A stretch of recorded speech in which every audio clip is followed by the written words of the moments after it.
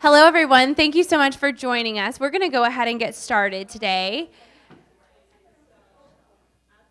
So sorry that we're starting about 5 minutes late, but we wanted to give everyone a second to get in and network for a couple of minutes. I know it's been a long time since we've seen everyone's faces. So it's so great to see you all. We're so happy you're here. I'm Lena Iwu. I am the president-elect for our AFP chapter. Chris Head, who is our president, is actually on vacation this week. So he sends his regards from Tampa, Florida. But we are just so happy to have everyone here in person, but then also those who are on our live stream today. I'm going to do just some quick committee updates. I'm just going to run through them so that we can get right to our panel. A couple of things to note for the upcoming month.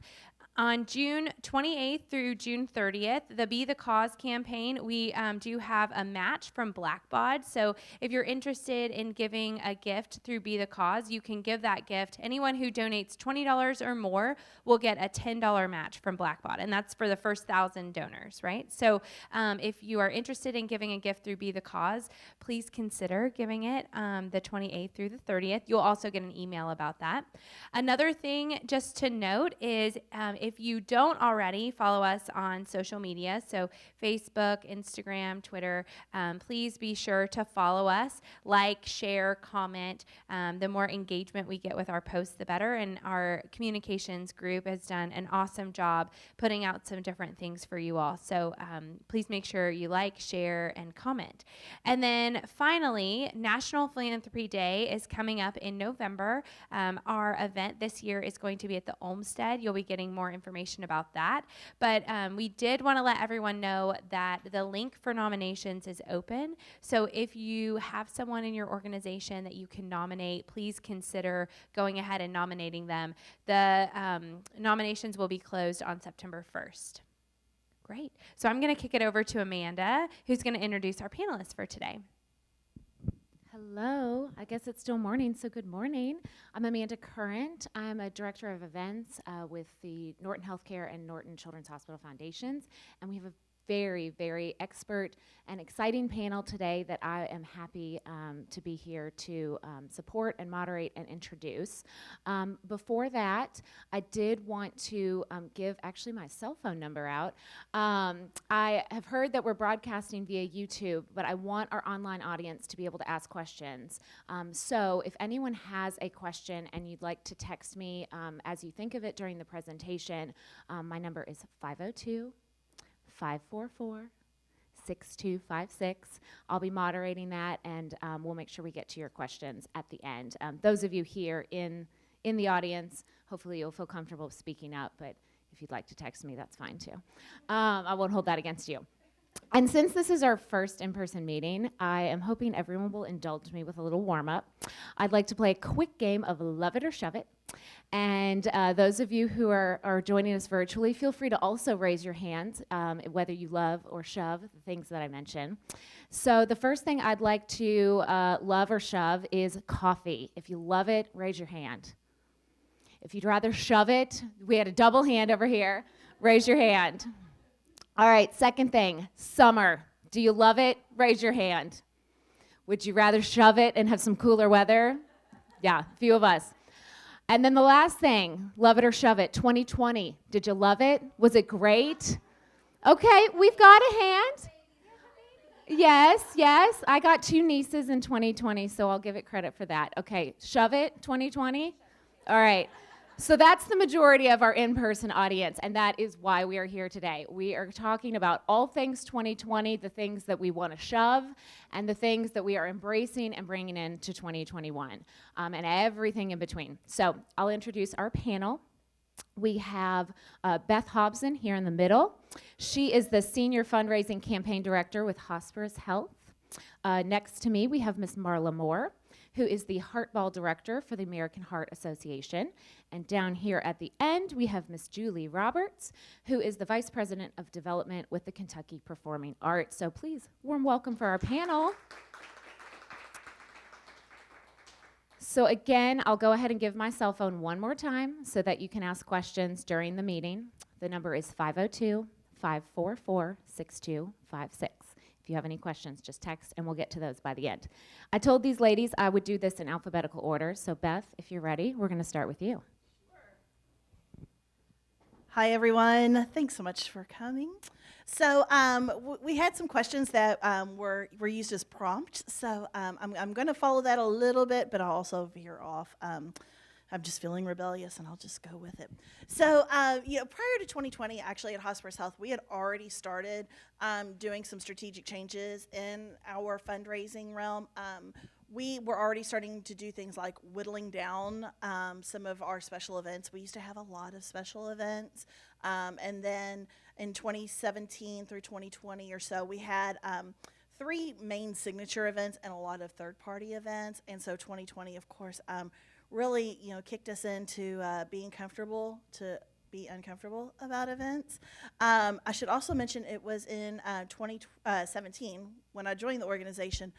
We were in the quiet phase of a $24 million comprehensive campaign set to go public in 2020, which I will get to because nothing spells pandemic fun like a campaign kickoff. I mean, really, nobody wants to do a public launch in a pandemic, like woo, it was awesome. But prior to that, we really had a lot of the traditional and typical fundraising strategies in place. We were in the process of really moving toward a more strategic portfolio management style versus more of a traditional annual fund style. So we were really in the process of building up our major gifts program. We used to do, on the direct mail side, we would do 2 annual solicitations. So one around Memorial Day, which of course really resonates with the audience that we serve, and then Thanksgiving. We're an organization that we really are, 2 of our main pillars are compassion and gratitude. So that Thanksgiving message is really important for us, our brand, and our audience. But then we also have a rolling direct mail program that goes for our grateful families. So people who have had an experience with hospice, giving them the opportunity to really not only give back in a donation, but to also recognize any care providers that may have been with them or their family, and letting them, we call that our Shining Star. It's an award that people get, and our audience really likes that. We were also in the process of ramping up our planned giving program. We had a very robust planned giving program prior to the pandemic and prior to 2017, but we were in the process of being more strategic and more intentional. So that had really become kind of our mantra from 2017 until 2020 when it became pivot, which, I mean, if we made like a buzzword bingo for 2020, like I feel like pivot would be on there. Like it may even be the free spot, I'm not sure. But we learned. Flexibility, that's another one, but we did learn.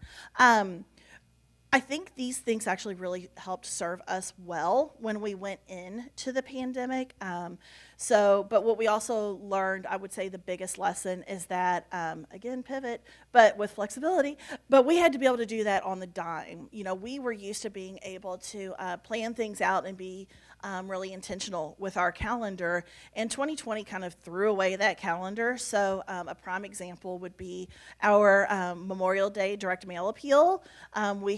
We were going in our traditional tell a story route. Well, that wasn't going to resonate this time around. There was too much going on. So instead, we actually did our appeal letter from our chief medical officer, giving a pandemic update and an organizational update, and people were very appreciative of that. Of course, like many of you in the room, we had to adapt to some new technologies. Our donor base tends to be a little bit more traditional, so they really prefer talking on the phone. We did notice, like, some people, as the pandemic, as we were coming out in the beginning, some were a little bit more comfortable meeting. I would say now people are excited to meet. I feel like the past 2 weeks have been a meeting whirlwind, which is great.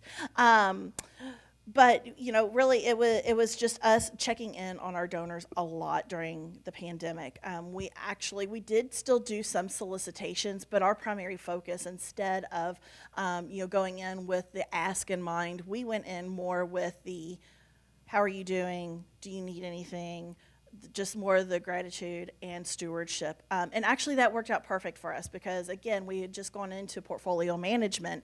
So it gave us the opportunity to start deepening those relationships with individuals.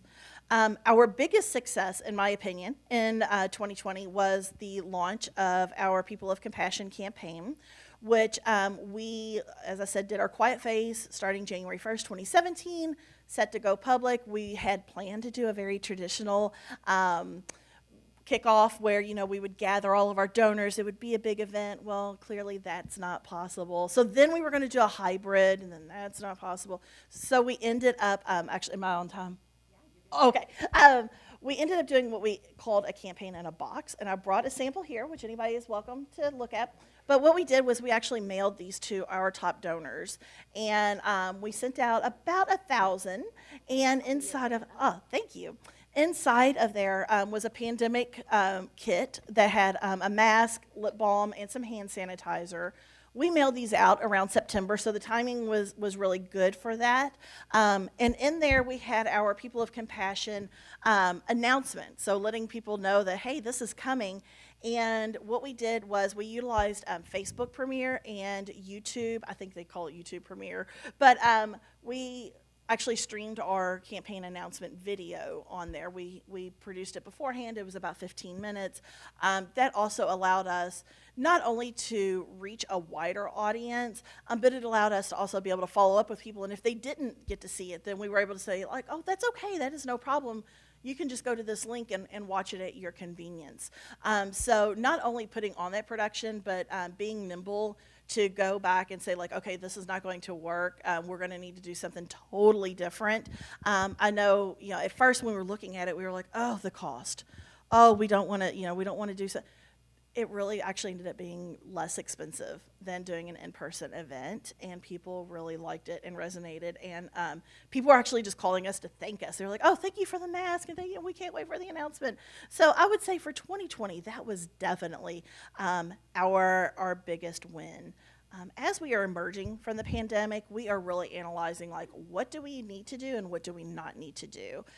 So we are looking strategically at all of our special events. We are launching a program for our more formalized program for our grateful families that they can do events on our behalf. We are still seeing an increase in direct mail, but we're being very intentional about one of the things that I love that we do, and if you can discipline yourself to do it, it's fantastic. It's really hard to discipline yourself to do it, though. Many of you knew Bob Mueller, who would talk about, thanking people. We have a practice in our department that every week we get a list of everyone who made a donation the week before, and they get either a phone call or a handwritten note, regardless of the amount. We try to call. We like to call as many as we can, but of course, as you know, phone numbers change, or we don't have a phone number, so those people get a handwritten note. And like I said, it can be really hard to discipline yourself because it doesn't matter if it's a $500,000 donor or a $5 donor. They still get the same call and the same note. So that sometimes it feels a little counterproductive, like, oh, should I be spending my time on that? Yes, 100%. Spend your time on that. I promise, your future self will really be grateful that you did that. And I would say for us, the more traditional methods seem to be resonating. I feel like, it's gone back to just like good old-fashioned, tried and true fundraising that is working for us. And right now we are working in a hybrid model. So my team and I look for us, we'll probably stay in that permanently. We have found that during the pandemic, each of us realized there were certain things that we could get done better or faster at home, more efficiently. There are things we can get done more efficiently in the office. And we also realized we don't have to meet every day or twice a week or however often in order to achieve all of our goals. So it's been really good for us to be able to take that back. It's also been really good for, as a supervisor, to really practice more autonomy for the people I supervise, allow them to feel more empowered to make decisions and own their area. And then I will also say, as someone who is supervised, my supervisor was practicing the same thing. So receiving that autonomy, but then also paying it forward, I think has been a real benefit of the pandemic. So I am happy to answer any questions. Or are we doing at the end questions? If there are any pressing questions, Yes.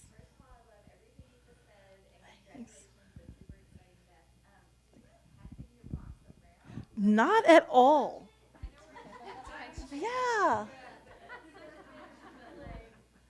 No, and I have a small stash back at the office as well. So if anybody actually wants one, just let me know. I'll be happy to get it for you. Thank you. That was great. If anyone else thinks of any questions for Beth or the rest of our panelists, we'll circle back at the end. And those of you virtually, I'm sorry you can't touch the box, but hopefully you got to see what was in it. It was very cute. All right. So next, we're going to turn it over to Miss Marla Moore, who's going to tell us about Heartball and your experience with 2020. Hi, everyone. So I'm the Heartball director, which is one of the largest galas in the city. And so that was really interesting. And the timing of Heartball last year was really interesting because it was February 8th. And so we got it in just in the nick of time.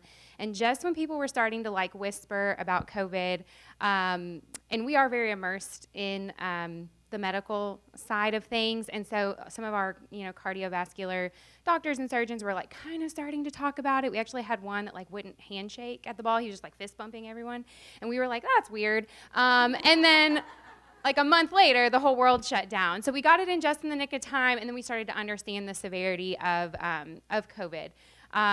With that being said, we had a very successful event, and it was a record-breaking year. So we were kind of coming off this high, right? We were record-breaking fundraising year, record-breaking attendance.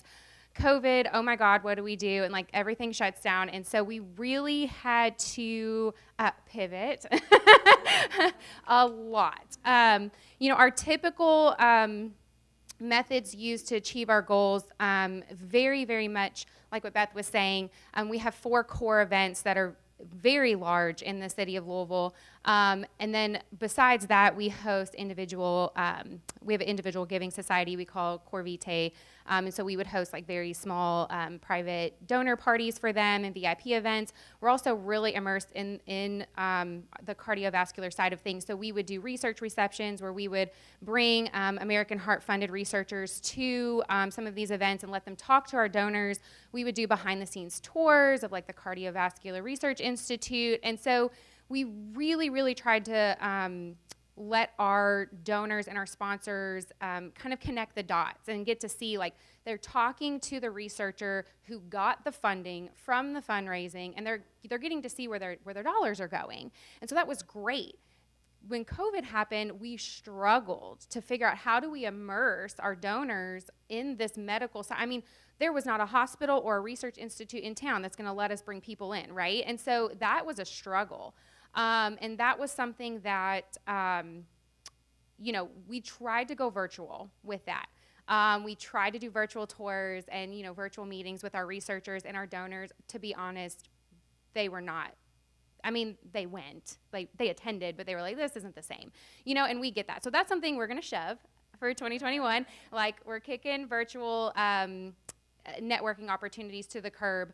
However, in the traditional event sense, very much with our gala and our Heart Walk and some of our really, really large events, what we decided to do, it was really interesting. I was telling some people in the group, I had a baby in March, so the height of the pandemic. And so I come back from maternity leave, and they're like, okay, so what you missed was everything you have, every piece of collateral, every campaign material, your pitch deck, all of your sponsorship materials, throw them away.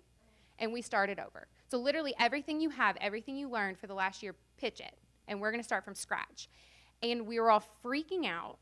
And we're like, what are we going to do? And let me tell you, it was brilliant, because what the Heart Association did was we became 100% issue-based fundraising focused and community impact focused. So all these very traditional event sponsorships that you could do, right? Like name the valet station, coin the cocktail, name the swag bag, like very traditional event and like PR marketing opportunities for our sponsors, gone, right? Because there's no more of that. Like you can't buy a table, there's no tables to buy.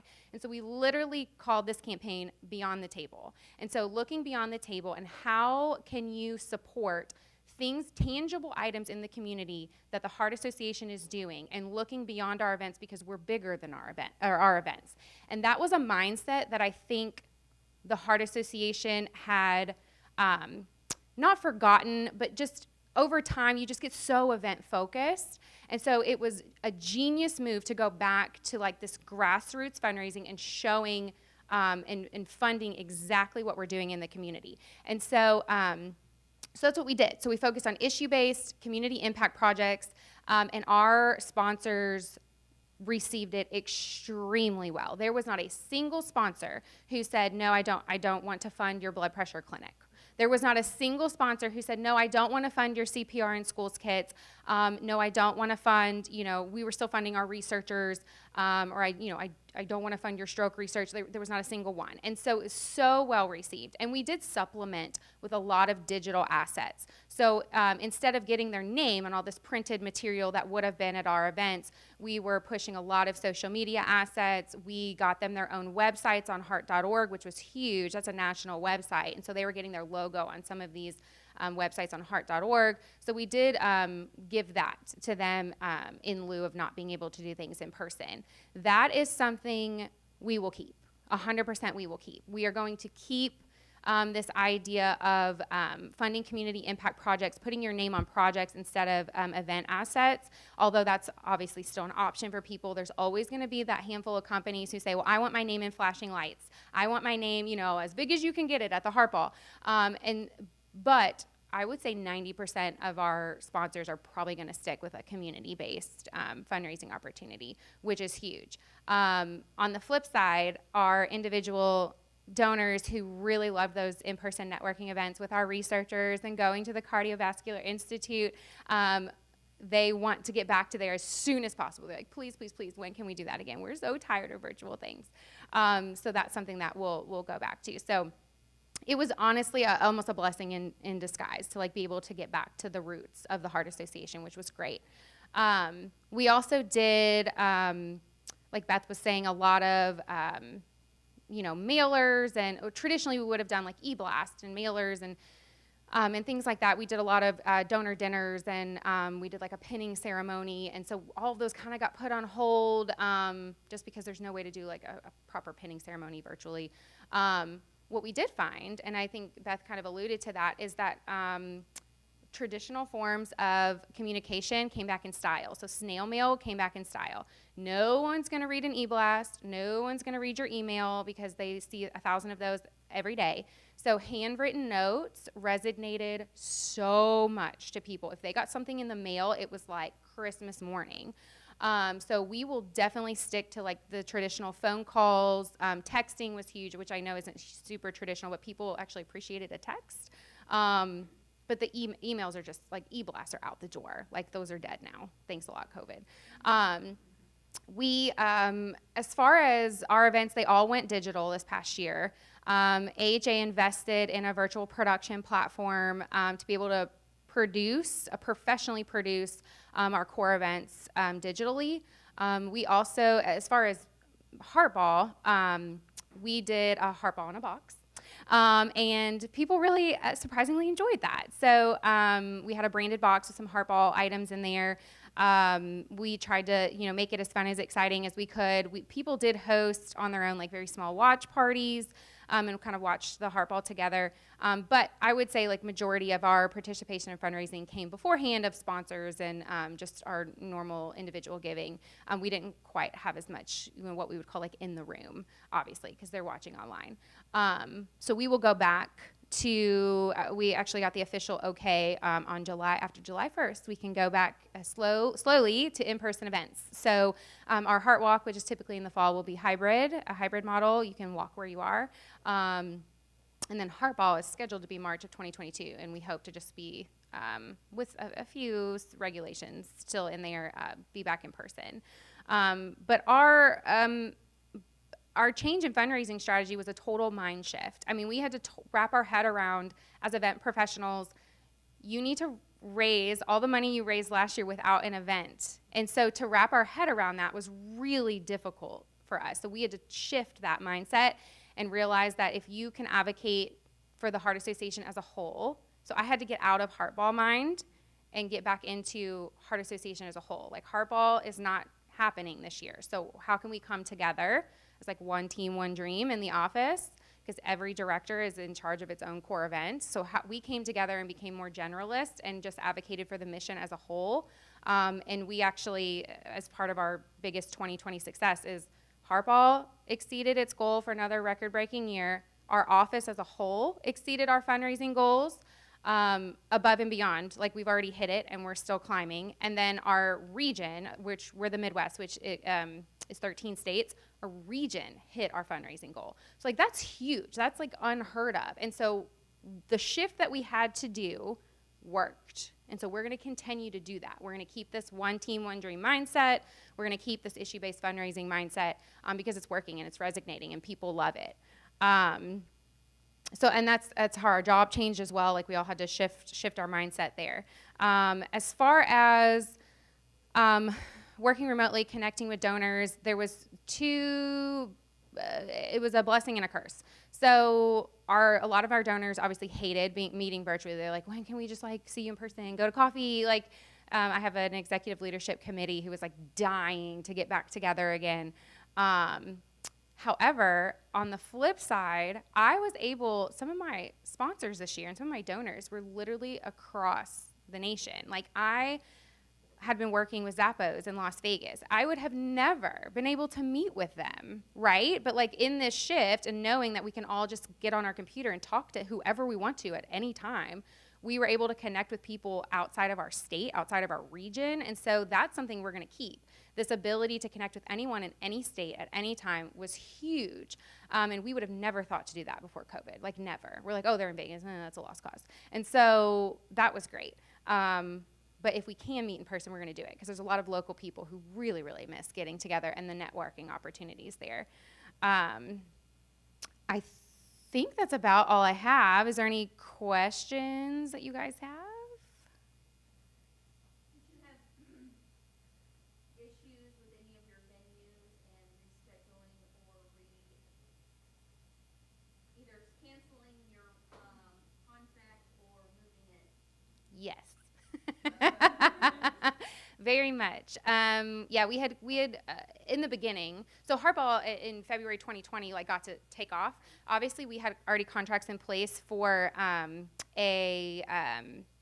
May event, which is our Go Red for Women luncheon, and then we already had things booked for our fall Heart Walk, and we have another event called Cycle Nations. Like, we had all that booked, and so and actually we had already had a partial contract for Heartball 2021 of this year.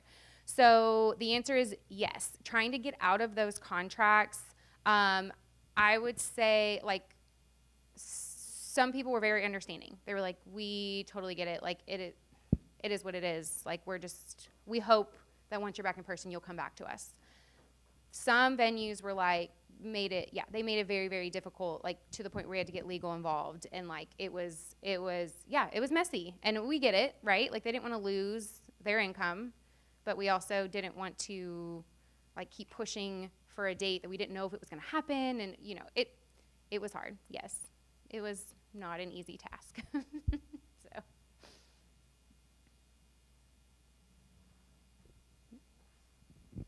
Again, we can circle back to more questions as you think of them, but last but not least, I'll turn it over to Miss Julie Roberts. Hi, everyone. So for those who may not know, the Kentucky Performing Arts includes the Kentucky Center on Main Street, Brown Theater on Broadway, which is an historic theater, and then most recently Old Forester's new Paris Town Hall.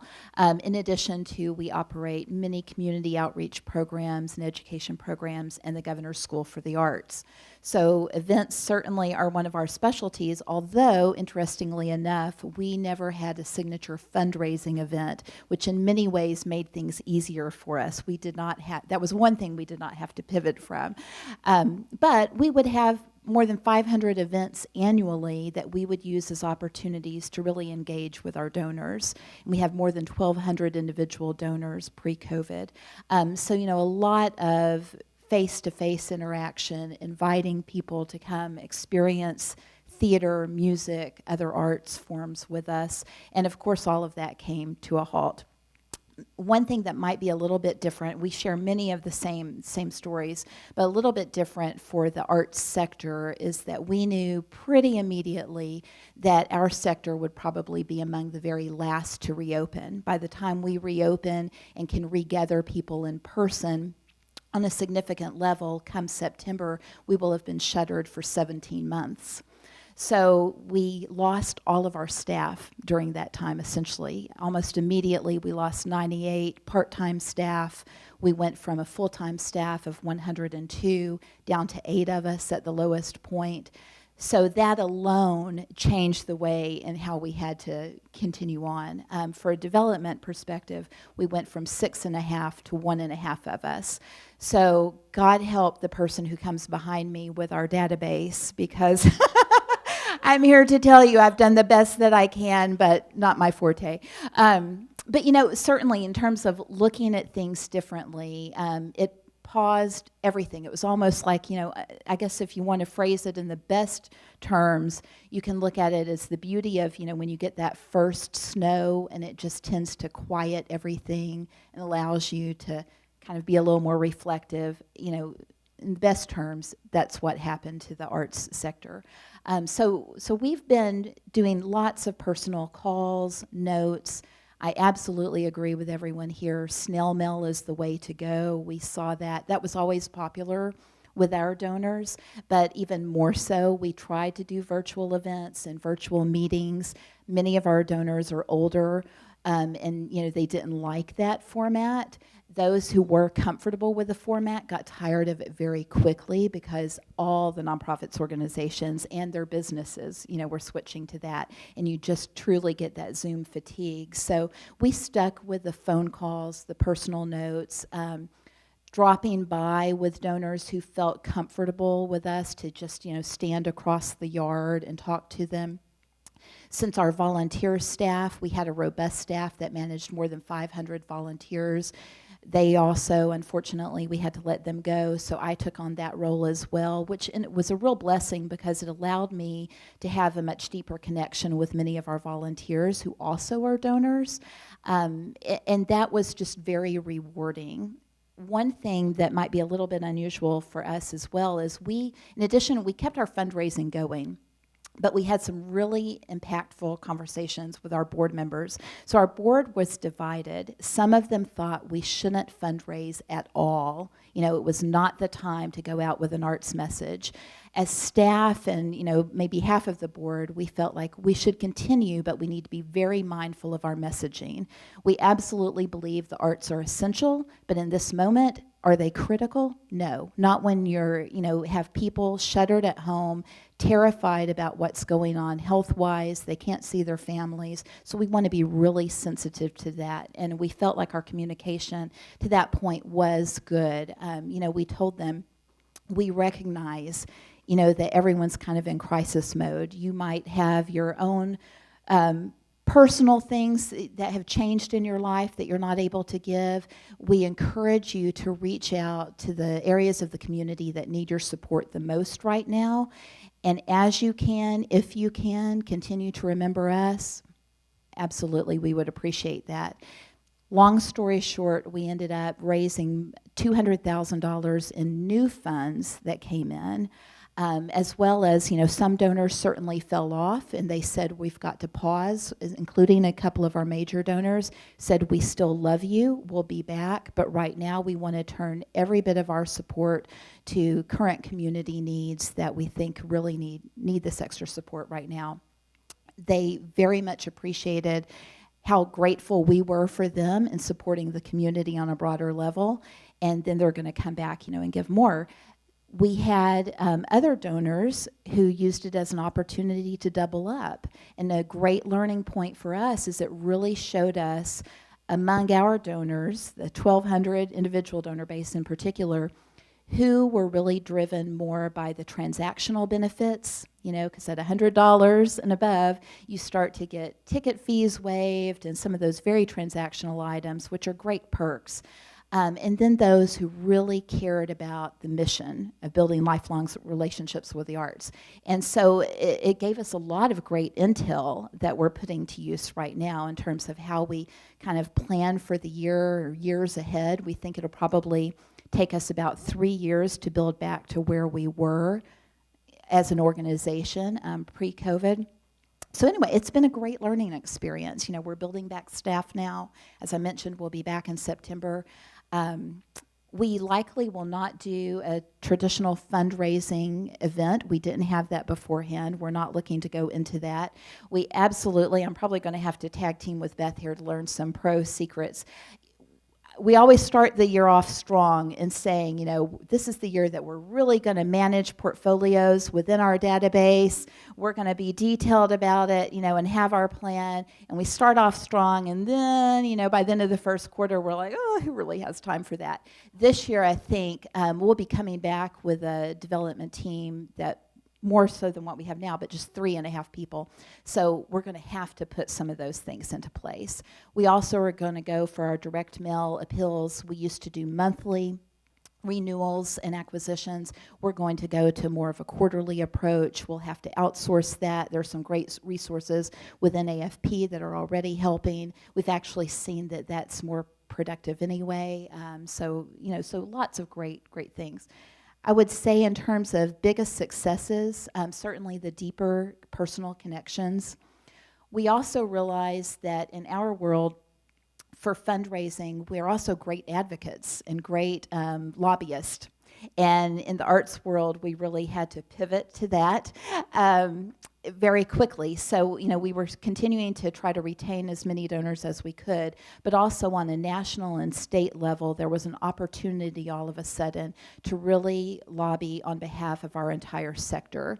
Kentucky doesn't often get a lot of the spotlight, but when you've got leaders like Mitch McConnell, Rand Paul, John Yarmouth, all of a sudden when we're advocating for Save Our Stages, which later became the Shuttered Venue Operators Grant, Kentucky became a real leader in that. So I was leading those efforts on the nonprofit side in collaboration with some for-profit partners, and we've had some great results from all of that, that hopefully all of these venues, including nonprofit groups like ourselves, will get some funding that will help to cover some of the losses over this past year and a half. So, we think we'll stay involved in that, certainly, as we go forward. And essentially, we're eager to get back to in-person and meeting with people and all of the things that we know make the difference with the relationship building.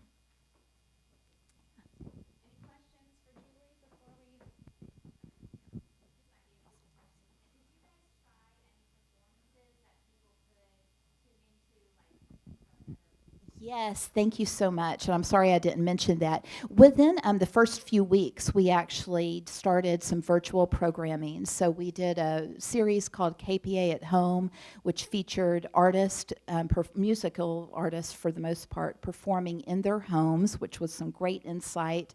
We got some additional funding for that, so we were able to employ artists. We had more than 74 nightly performances over a 3-month period, and that had great viewership. It was a great thing for the artists since we could help support them, keep them going. But it got tiring after a while. By that point, around the country, there was so much virtual content that it was just exhausting. We also did, as restrictions started to lessen, we did some in-person hybrid events outside, socially distanced as appropriate. And, we couldn't fit a ton of people, but the people who came really enjoyed it. And it allowed us to play a great curatorial role, pulling other arts organizations together and providing them funding so that they could do some virtual and in-person performances that they might not be able to otherwise. So that was definitely a win. But we have learned a couple of things. Nothing replaces the in-person experience with live performing arts, definitely. And also, people won't pay for virtual performances. It's very, very rare that they'll be willing to put a lot of dollars behind it. The great thing about virtual performances, though, and I was talking with someone earlier about, the ballet did a phenomenal job of rolling out some new programming virtually. It allows so much greater access, and I think you'll see that that will be a piece of what all of the arts do going forward because of that point, but it'll have to have underwriting to make it sustainable. Great question. Thanks, Cheryl. Again, I'll give my phone number one last time. I feel like a desperate single or something. If you'd like to text a question from our virtual audience, you can text 502-544-6256. I actually had a question, and since I'm holding the mic, I'll let myself go first. You mentioned, Julie, volunteers, and I know within Norton, we're starting to bring some of our hospital volunteers back, and I feel like we're maybe one of the final frontiers of bringing volunteers back into the fold, but I'd be interested if anyone has some experiences or some notes on kind of the process of bringing their volunteers back and sort of re-engaging that group. I'd love to hear more about what you guys are experiencing. I will say, at least, so honestly, like for the past year, that was an area we struggled. How do we engage our we had literally had people reaching out, like Hartball traditionally has probably 100 volunteers or more, like just for the day of. And they were like emailing, calling us like, how can I help you? Like, I want to help you. And to be honest, there wasn't a whole lot that we could give them. Like, what duty do we give a volunteer in a digital space? And that was really, really hard. Like, other than asking them to just be an advocate or an ambassador for us for the last year, like just, share us on social media or, tell your friends and family, whatever. We struggled with that area. And so we are looking forward to integrating our volunteers back into an in-person space, which we plan on doing after July 1 is when we're going to start going back to in-person events. And but we stayed in constant communication. I think that was the key, is telling them, like, we have nothing right now, but we appreciate you, and you are integral to our process, and we need you. So please just be patient with us, and the second we can get you back in person, we're going to do it.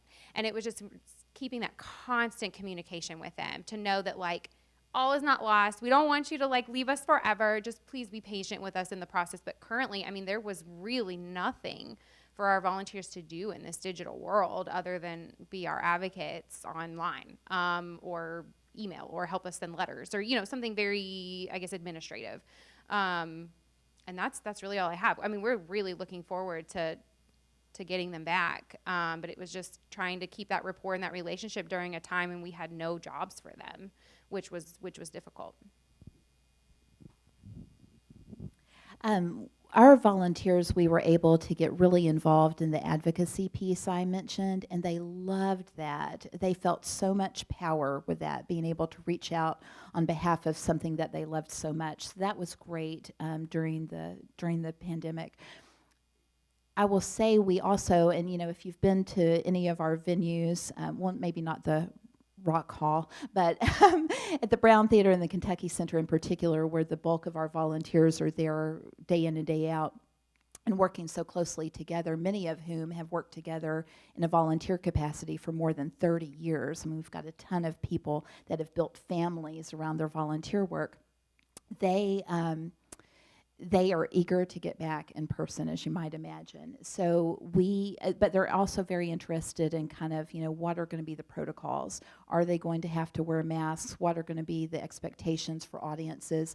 A lot of that is still being worked out based on union requirements with the touring artist and Broadway League. So there's still, a lot of answers that we can't give them right now, but we're keeping them informed as we go along. They're eager. They want to be back no matter what they have to do. I will say, many of our volunteers are older.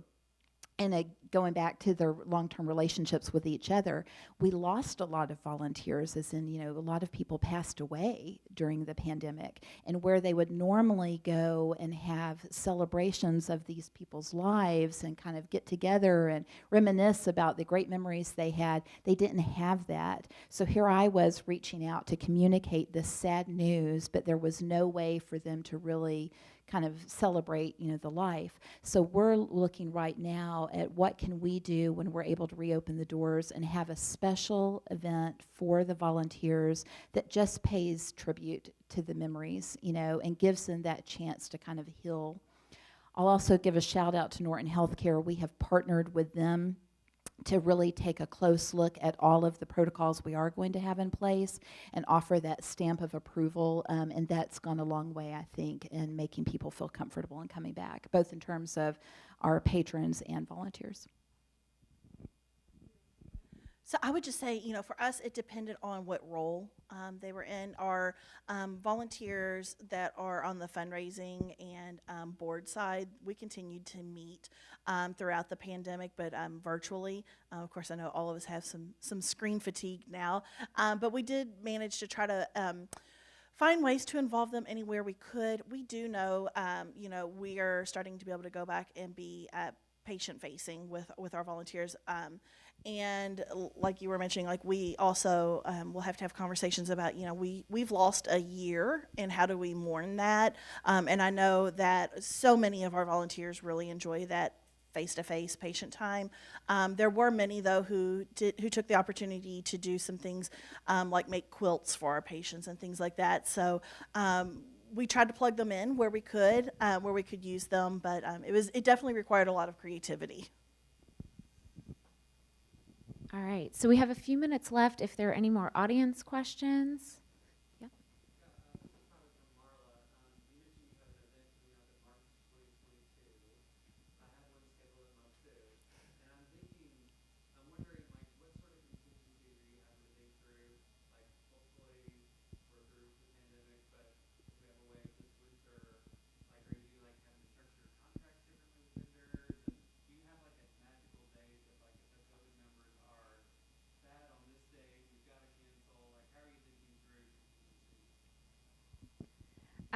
That's really interesting that you bring up that question, because we literally just had a national call like a week ago talking about this. So there isn't like a magical date as far as if, there's another wave of COVID that we have to cancel again. We're kind of just like hoping it doesn't. But as far as how our contracts are structured, it is very, very different. To the point where we have to send all of our venue contracts through our national legal team prior to signature, which was never a thing. Like we could sign on a local level, and now legal has to put eyes on them prior. Literally just last Thursday, I met with our potential venue, and I brought like a 20-page packet from legal, and the venue had to agree that everything in this packet that they would be able to do if it came to it. Like, can you provide sanitation stations at all these locations? Can you provide double the bars so that lines don't get too long? Can you mark the ground every 6 feet? Can you create multiple entrances and exits so that not everyone's coming through the same place? We had to like prove that we had the space, like to keep all the tables, the chair backs have to be 6 feet apart. So you need double the space. So because your tables have to be double spaced out, and then like a 10 top cannot have 10 people, right? It can have like maybe 6 if they all know each other and they all work together. Like literally some 10 tops have 4 people at them. And so like the drinks have to be covered. Nothing can be preset. Can you accommodate that? Like you can't set a salad on the table. Can you pre-wrap all the silverware? Can you do all these things? And they had to agree and abide by all of that. And we have to put all that in a contract and send that off to the national legal team prior to being signed. And they came up with some insane algorithm to prove like you mark our used and unused space, and that calculates how many people can be in the room. And they have to prove, like they have to give us a diagram and a layout, like this is all the used space, this is all the unused space, and this is how many people could fit based on that. And like all that has to go through approval. It is extensive. And I get why, I mean, we're the Heart Association. Our demographic is heart and stroke survivors. So like we have to be very conscious of that. And with that, you know, so we have to keep all that in mind. And so we are going to be very strict with our in-person events, but essentially, to be honest, there was like one venue who could accommodate all of that and still give me the space, because I'm like, I need to maximize my space, because Hartball traditionally has 800 people in it. So like, you have to accommodate double the space in between tables, and anyways, it's intense. Happy to share that 20,000 page packet with you if you want to look at it. But yeah, so there's no magical cutoff date, but there was a lot of hoops that we normally wouldn't jump through, which I think is fine. I think it's fine that we're being extra cautious, but yeah, it's a lot. It's extensive. Anyone else want to add anything to the question? All right, we're cutting short on time, but I think we might have one quick question. Time for one more if we have one for the audience. All right. If not, please help me thank with your applause this very fantastic panel. You ladies were a wealth of knowledge. Thank you so much for sharing your time and your expertise with us. And then one more thank you, if the in-person audience here will help me thank Rick, who is here with Heavenly Pictures and has allowed us to broadcast this to those of us who are joining virtually. So please help me thank Rick Moore. So a couple housekeeping things before we leave, and I'm going to put Cheryl on the spot. Next month, please join us for our program. We have a fantastic panel of 3 foundations, correct? 4. So if you'll say them, I'll say them in the mic for everyone to hear. If you'll tell me, remind me who we have lined up.